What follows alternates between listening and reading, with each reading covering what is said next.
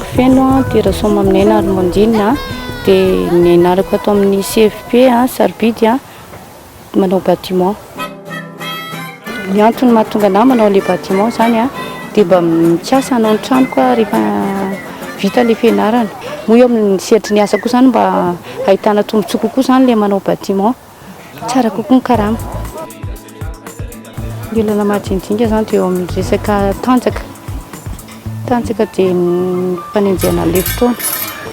Satria zany be dia be le zavatra etrehanao tokantrano dia ohatrohatran'izay le mahatonga le fotoana tsy dia velatra kokoa. Tena vonona tokoa eo amin'ny fitohizan'ny fiofanana satria efa tanjona le izy dia mila manana risika foana zany rehefa manao zavatra. Dia mila mahatratra tanjona koa satria izay le antony le fianarana. Ny anampim-pampianatra anay zany dia mampianatra tsara izy aloha eo amin'ilay théorie dia avy eo izy miteny hoe mila mifanampy tsara zany rehefa manao an'ilay pratika satria tsy mitovy ny tanjaka ny lehilahy sy ny vehivavy.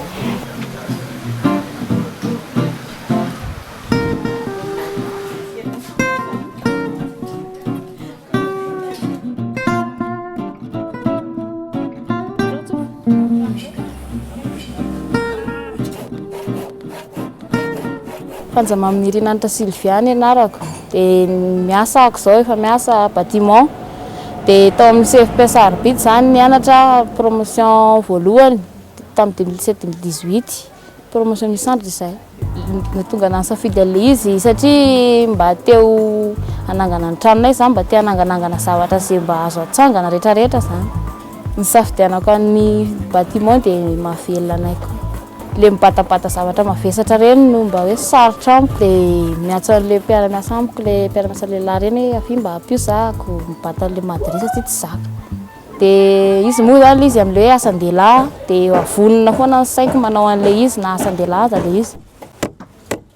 Vita amin'ny vehivavy ny asa amin'ny bâtiment.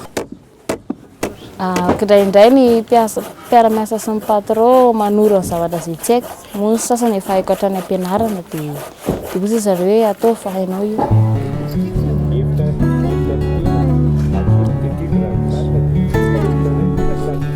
Raha amin'ny manokana aloha tsisy asa tsy vita amin'ny vehivavy zany na dia aty amin'ny bâtiment aza.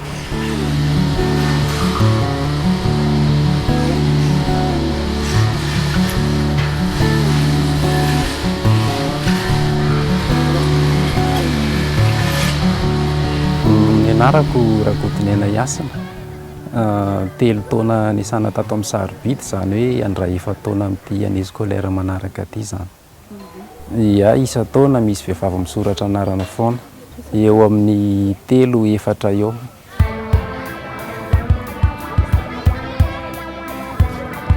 Misy asa zany vitan'ilay vehivavy fa misy tsy vitany ohatry hoe mibatabata na miakatra ambony dia izay zany somary sahirana kely. Mampirisika anareo vehivavy satria maro ny asa vita amin'ny vehivavy ao anatin'ny bâtiment fa tsy voatery hoe hibata foana na hianika fa afaka manao hoe manao dessin, manao calcul, manao surveillance.